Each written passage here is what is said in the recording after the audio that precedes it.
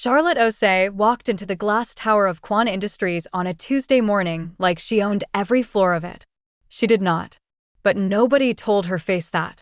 Her heels hit the marble floor with the kind of quiet confidence that makes people stop mid-conversation and look up. She was 31 years old, had 2 master's degrees, and had turned around 3 failing corporate departments before most people her age had figured out how to write a proper email. She was not looking for trouble. But trouble, as it turned out, was waiting for her on the 42nd floor. The receptionist at the front desk looked up when Charlotte approached. The woman's eyes did a full sweep from Charlotte's natural hair, pinned up in a structured bun, to her tailored burgundy blazer, to the leather portfolio tucked under her arm. It was the kind of look that was dressed up as professionalism, but was actually something else entirely. Charlotte had seen that look before. Many times. She smiled anyway. Not a small, apologetic smile. A full one. The kind that says, I see exactly what you are doing and it does not move me 1 inch. Charlotte Osei, she said, her voice smooth and direct. I have a 9 o'clock with Mr. Park in HR. The receptionist typed slowly. You are the new operations director. That is correct. Another pause. Another look. He has been through several of those, the receptionist said, like she was warning someone about a storm. Charlotte tilted her head slightly. Is that right? It was not a question. Charlotte clips her visitor badge to her blazer and walks toward the elevator without waiting to be escorted. The elevator doors opened on the 42nd floor, and Charlotte stepped out into organized chaos. Assistants were rushing in every direction. Someone was crying quietly near the copy room. A man in his 50s was packing a cardboard box at what appeared to be a very nice desk. Charlotte watched him for a moment. He caught her eye, shook his head slowly, and went back to packing.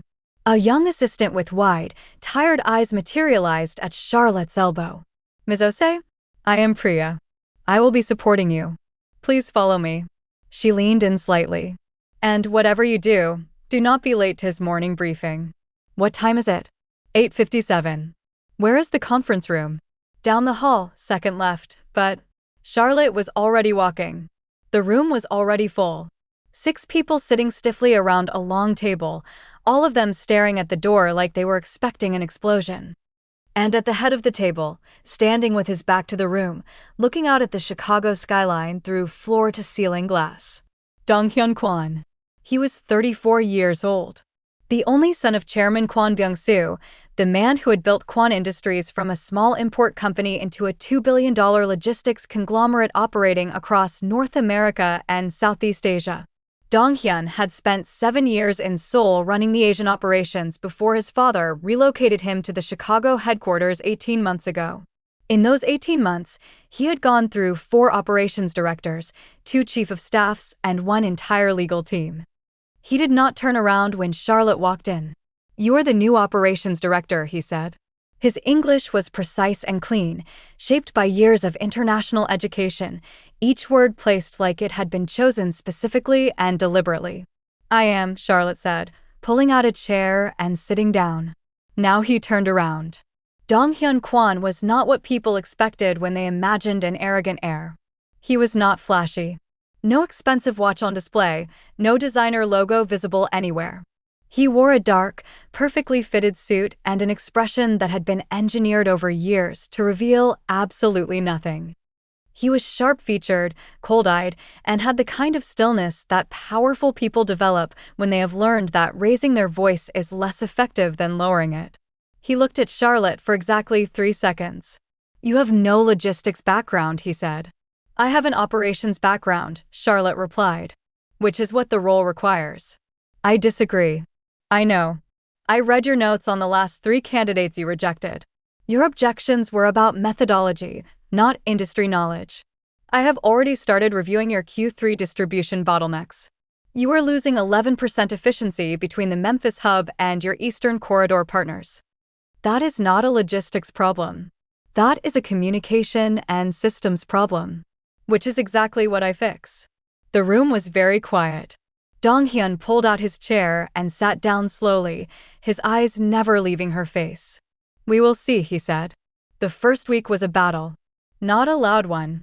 Donghyun Kwon did not do loud. His version of opposition was systematic and cold. He rejected her first 3 process proposals without explanation, simply returning them to her desk with a single handwritten word on each page: insufficient. Charlotte read each one, rewrote them, sent them back. He rejected those 2. Priya found Charlotte in her office at 11 at night on a Thursday, still at her desk, 3 coffee cups lined up like soldiers, data spreadsheets covering every surface. "You should go home," Priya said quietly. "I will," Charlotte said, without looking up. "After I figure out why he keeps rejecting proposals that are objectively sound." Priya hesitated. Then she sat down in the chair across from Charlotte's desk. "Can I say something?" "Go ahead." "The last director before you was brilliant too. MBA from Wharton." "She lasted 6 weeks." Priya folded her hands in her lap. He did not fire her because she was not smart enough. He fired her because she kept trying to make him like her. She kept softening her proposals to make them more palatable to him. And he lost respect for her. Charlotte finally looked up. "What are you telling me?" "I am telling you that you stopped softening your proposals after day 2, Priya said. "And I think that is why he has not fired you yet." She went home that night. But she also rewrote the proposal one more time. Not softer. Sharper. More direct. She cut out every single qualifier, every gentle suggestion, every hedge. She presented the data raw, and she made her recommendation like it was not a recommendation at all. Like it was simply the obvious next step that any rational person could see. She placed it on his desk at 7 the next morning before he arrived. At 9, he walked past her office without stopping and said, through the open door, without looking at her, "The Memphis proposal. Move forward with phase 1. Charlotte did not smile until he was gone. By week 3, something had shifted. It was not warm. It was not friendly. But it was something. Donghyun had started appearing in the doorway of her office. Not to speak at first. He would stand there for a moment, glance at the board she had covered in workflow diagrams and operational maps, and then leave. It happened 3 times before he finally came inside and stood in front of the board with his hands clasped behind his back, studying it the way a general studies a map before a campaign. "You color code by risk level," he said. "Red is critical. Orange is developing. Yellow is monitored." Charlotte stood beside him. Most directors code by department. But departments do not fail in isolation. Risk does not respect organizational charts. A long pause. "No," he said. "It does not." He left without another word. But the next morning, there was a new data set on her desk. Supply chain forecasts that she had not had access to before. Internal numbers that no operations director at her level had been given in the 18 months since he had taken over. He had given her access without being asked. Charlotte stared at that file for a long moment. It was Priya who told her. Casually, the way devastating information is sometimes delivered. They were eating lunch at Charlotte's desk when Priya mentioned it like it was common knowledge, like surely Charlotte already knew. "His father is flying in from Seoul next month," Priya said. "Chairman Kwon. He comes every quarter to review the North American operation." She paused. "Last time he came, he brought a woman with him. Seo Yen. Her family owns a major shipping company in Busan. They have been associated for years. The chairman approves strongly." Charlotte looked up slowly. "Associated how?" Priya met her eyes. "The kind of associated that comes with an expected announcement." She looked down at her food. "I am not saying it is confirmed. But the staff talk. And what the staff say is that the chairman did not send Donghyun to Chicago to just run a company. He sent him here to prove himself worthy of taking over the entire Kwon Group. And part of that includes consolidating the right alliances." Charlotte set down her fork. "That is not my business," she said. "No," Priya agreed quietly. "It is not." But something had changed in the air between them. And they both knew it. The moment that changed everything happened on a Wednesday afternoon. Charlotte was in the middle of a conference call with the Memphis hub managers when Donghyun walked into her office, which he had never done while she was on a call. She held up one finger without breaking her sentence. He stopped. He waited. She finished the call, restructured the hub manager's entire reporting chain in real time, and resolved in 20 minutes a dispute that had been sitting in the operations log for 6 weeks. When she finally hung up, she turned to him. "You waited," she said. It came out with a slight edge of surprise. He looked at her for a moment. "You were in the middle of something important. Your previous directors said you once walked into a board meeting midway through and told everyone to start over from the beginning." Something moved behind his eyes. Not quite amusement, but close to it. They were going in the wrong direction. And I was not. He held her gaze. "No, you were not." He had come to tell her that the chairman's visit had been moved up 3 weeks instead of 5. And that the chairman would want a full operational review presented in English and Korean summary documents. "I can have the English documents ready in 10 days, Charlotte said. "I need them in 7. Then I need the full access to the international supply chain data. Not just North America." A pause. He studied her. "That data does not leave this floor. Then I will work on this floor." She held his eyes. 7 days. "But I need everything." Another pause. Longer this time. "You will have it by end of day," he said. He left. Charlotte breathed out slowly. The 7 days were brutal. Charlotte barely left the building. She had a go bag in her office with a change of clothes and a toothbrush, which Priya had started silently restocking without being asked. The 42nd floor became her entire world. Numbers, projections, risk matrices, partner agreements written in language designed to obscure rather than clarify. And Dong-hyun stayed too. Not because she asked. Not because it was required. He simply did not leave. He worked from the conference room adjacent to her office, and occasionally he would appear in her doorway with a tablet showing a data point she had flagged, and they would go back and forth, fast and precise, building the report piece by piece like two people who had been doing this together for years. On the 5th night, at close to midnight, Priya quietly brought dinner and left it outside both office doors without a word. Charlotte found Dong-hyun in the hallway at the same moment, both of them standing outside their respective doors holding takeout containers. The floor was empty. The city lights pressed against the glass all around them. For a strange, suspended moment, neither of them was a CEO heir or an operations director. They were just two very tired people standing in a quiet building at midnight. "You should rest," he said. Not unkindly. "You are still here," she pointed out. "This is my company. And this is my report." He looked at her for a long moment. Then he sat down on the floor right there in the hallway, leaned back against the wall, and opened his takeout container. Charlotte stared at him. Dong-hyun Kwon, heir to the Kwon Group, $2 billion empire, was sitting on the floor of the 42nd floor hallway eating noodles. She sat down beside him. They did not say much. But at one point she asked him something that had been sitting in the back of her mind for weeks. "Why do you drive people away?" He did not answer immediately. He turned his container slowly in his hands. "I do not drive people away," he said finally. "I simply do not lower my standards to make people feel comfortable." "There is a difference between standards and cruelty," Charlotte said. Quiet, direct, unafraid. He turned to look at her. And for the first time, she saw something crack, just slightly, in that carefully constructed exterior. Just a fraction. Just enough. "Yes," he said. "There is." He looked away again. Back at the city. And they sat there a little longer before going back to work. The report was done. Charlotte had delivered it at 6:45 in the morning on day 7, 2 hours and 15 minutes ahead of the deadline, in a binder so thorough, so precise, and so beautifully structured that Dong-hyun had stood at his desk reading it in silence for 11 minutes while she waited. He looked up finally. "This is the best operational analysis this company has ever received," he said. His voice was flat and factual. But she had learned, in 7 days of working beside him, that flat and factual was his version of extraordinary. "I know," Charlotte said simply. And for the first time, in front of her, Dong-hyun Kwon smiled.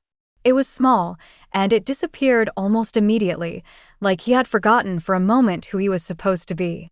But it had been there. Charlotte carried that smile with her quietly for the rest of the day.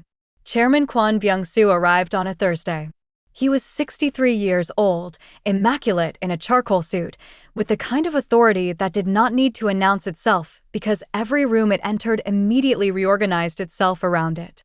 He walked off the elevator flanked by 2 advisors and a woman who made the entire floor go subtly, quietly tense. Seo-yeon. She was elegant in the way that money that is old enough to stop trying looks elegant. Understated. Precise. She wore a cream-colored dress and walked beside the chairman like she had been walking beside power her entire life, which she had. Charlotte was at the conference room door when they arrived, because the operations review was the first item on the chairman's schedule. She had been told she would be presenting. She had not been told about Seo-yeon. Charlotte and Seo-yeon's eyes meet briefly across the hallway. A moment. Neutral. Assessing. 2 very different kinds of power recognizing each other. Dong-hyun was already in the conference room. He greeted his father in Korean, formal and composed, and Charlotte watched from the doorway for a moment before stepping inside. She noticed that Dong-hyun did not look at Seo-yeon when he greeted her. He was polite, correct, and entirely distant. The chairman looked at Charlotte when Dong-hyun introduced her. His gaze was thorough and expressionless. "Ms. Osei," he said. "You are the new operations director." "Yes, sir." "How long have you been in this role?" 5 weeks. A pause. The chairman glanced at his son. Something passed between them that Charlotte could not read. "Let us see what 5 weeks has produced," the chairman said, and took his seat. Charlotte moves to the front of the room. Priya dims the lights. Charlotte begins. And she is extraordinary. Charlotte presented for 40 minutes. She walked through the operational failures she had found, the systems she had rebuilt, the cost savings she had already initiated, and the 5-year restructuring plan that would move Kwon Industries from reactive logistics management to a fully predictive, AI-assisted model that would put them 10 years ahead of their competitors. She did not stumble once. She did not apologize for a single number. She did not look to Dong-hyun for reassurance. When she finished, the room was quiet for a long moment. Then Chairman Kwon Byung-soo spoke. "Who built this model?" he asked, gesturing to the projection screen. "I did," Charlotte said. "Alone." Mr. Kwon provided full data access and reviewed the framework. "The analysis and the structure are mine." The chairman looked at his son again. This time the look lasted longer. "This is strong work," the chairman said. He turned back to Charlotte. "Very strong." Seo-yeon, who had been sitting quietly to the left of the chairman throughout the presentation, spoke for the first time. Her English was clean and formal. "It is impressive for someone new to the company." "Thank you," Charlotte said, meeting her eyes directly. 5 weeks can go very far when the access and the data are handled correctly. The smallest pause. The power in the room had just shifted on its axis, and everyone felt it. Dong-hyun is watching Charlotte. Not the screen. Not his father. Her. The camera catches it. After the meeting, the chairman requested a private lunch with Dong-hyun. Standard. Expected. What was not standard was that he asked for Charlotte to join them. Priya gripped Charlotte's arm in the hallway as she was heading to the private dining room on the 44th floor. "Are you okay?" she whispered. "I am fine," Charlotte said. "Do you know what it means that he asked for you?" "It means he wants to understand what he is looking at." Charlotte adjusted her blazer. "Which is fine. I am very easy to understand." Priya let out a short breath that was almost a laugh. "Charlotte, nobody is going to understand you. That is literally your superpower." Charlotte allows a small, real smile and walks toward the elevator. The private dining room was quiet and high above the city. Just the 3 of them, once the advisors had been excused. The chairman asked her questions. Sharp ones. About her background, her methodology, her long-term vision for the company. He was testing her. She knew it, and she did not pretend otherwise. She answered every question directly, and when she disagreed with one of his assumptions about the Eastern Corridor's growth ceiling, she said so, calmly and with evidence. The chairman looked at her steadily. "You disagree with me." "I disagree with the projection, sir. The assumption behind it was made 18 months ago with incomplete market data. The data has changed." A long pause. "Show me," he said. She pulled out her tablet. She showed him. When it was over, the chairman sat back in his chair and looked at his son. "Where did you find her?" "She found us," Dong-hyun said. And there was something in his voice when he said it. Something quiet and careful that the chairman heard, because the chairman's eyes moved between them, slowly, once, and then he looked out at the city and said nothing more. Charlotte excuses herself after lunch. In the elevator down, she stands very still, looking straight ahead, holding herself together. Because she had felt it too. What Dong-hyun's voice had held when he said those words. And she did not know what to do with it. She did not know if she was allowed to do anything with it. It was Seo-yeon who came to find her. That evening, after the chairman's team had retired to their hotel and the floor had mostly emptied, Charlotte was still at her desk when there was a knock on her open office door. She looked up to find Seo-yeon standing there, still immaculate, still entirely composed. Charlotte stood slowly. "Miss Seo," she said. "May I sit?" Charlotte gestured to the chair across from her desk. They looked at each other for a moment.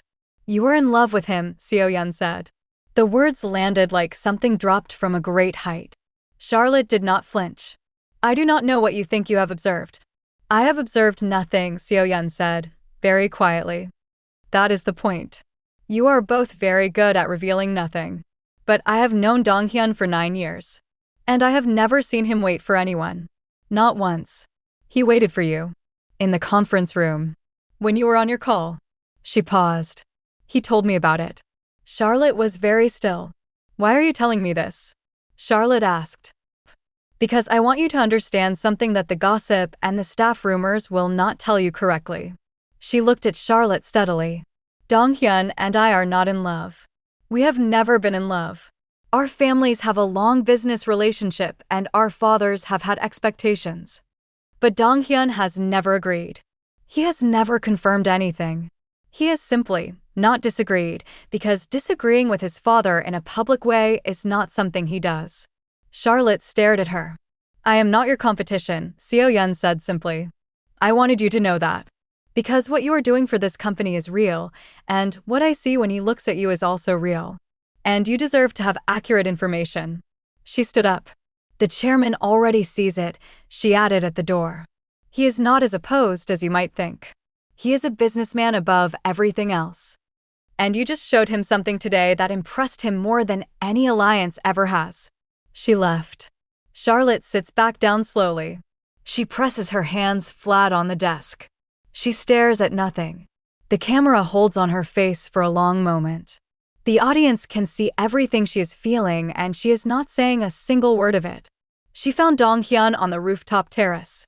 He was standing at the railing, jacket off, looking at the city the way she had learned he did when something was working inside him that he had not figured out how to express yet. She came to stand beside him, and for a moment they just looked at the lights below. "Your father is going to ask you to move back to Seoul," she said. "After the review.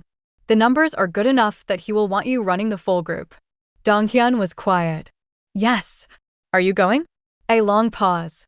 "I do not know," he said. She turned to look at him. He turned to look at her. And there it was, all of it, in the space between them. All the things that a man like him did not know how to say, and a woman like her had been too careful to let herself feel. "You drive people away," she said softly. "You know that." "I know," he said. "You did not drive me away." "No," he said. "I did not." His jaw was tight. Something in him was working very hard, the way it always was, the way he had been built to keep everything contained and correct and controlled. And then he said, very quietly, "I did not want to." The city hums below them. The wind moves. Neither of them looks away. Charlotte felt something open in her chest that she had kept very firmly closed for 5 weeks. Something that had nothing to do with operational reports and everything to do with the way this man had sat on the floor of a hallway at midnight and waited for her to finish a phone call and given her access to data that no one else had been trusted with. "I am not going to make this easy for you," she said. And she was not talking about work. "I know," he said. And neither was he. "I do not do anything halfway," she said. "I noticed that," he said. On day 1. The smallest, realest moment. No grand gesture. Just 2 people standing at a railing telling each other the truth for the first time. The chairman called Dong-hyun into his suite at 9 o'clock that evening. Charlotte did not know what was said in that room. She would not find out until the next morning, when Priya came to her office with wide eyes and a look on her face that meant something big had happened. "He is staying," Priya said. Charlotte looked up from her desk. The chairman announced this morning that Dong-hyun will remain as CEO of North American operations for the next 3 years minimum. They are expanding. 3 new distribution hubs. A full technology division. Priya paused. And he asked the chairman to approve a new contract. Charlotte set down her pen. "For who?" Priya looked at her. "For you. Senior Vice President of Global Operations. It is a new position. He created it this morning." The room felt very quiet. "He built a position for me," Charlotte said slowly. "He did." Priya's voice was soft. "I have worked here for 4 years. I have never seen him build a position for anyone." Charlotte stood up and walked to her window. She looked out at the city. The same city she had been looking at from this floor for 5 weeks. It looked different now. Everything looked different. Her phone buzzes on the desk. She turns to look at it. A message from Dong-hyun. She picks it up. It reads, "My father is flying back to Seoul tomorrow morning. He asked me to pass on his words directly. He said, 'That woman is the sharpest mind I have seen in this company in 20 years. Do not let her go.'" Charlotte stared at her phone. Then, below it, a second message came through. "I told him I had no intention of letting you go." A long pause. Charlotte holds the phone. The camera slowly zooms in on her face, then the screen cuts to black before we see her response. And that is where we leave them.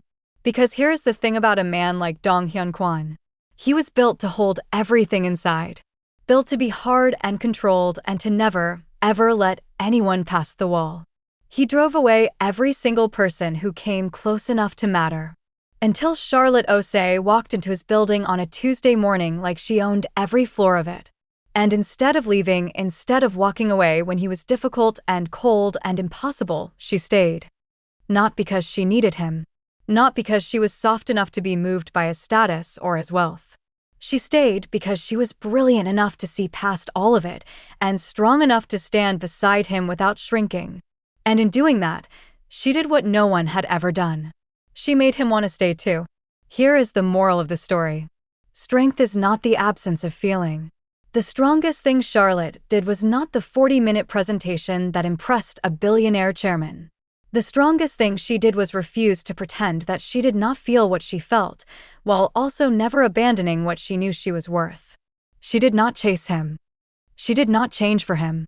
She simply stood in her truth and let him walk toward her on his own. Thank you for staying with us on Afro-Seoul Tales TV. See you in our next story. We love you all.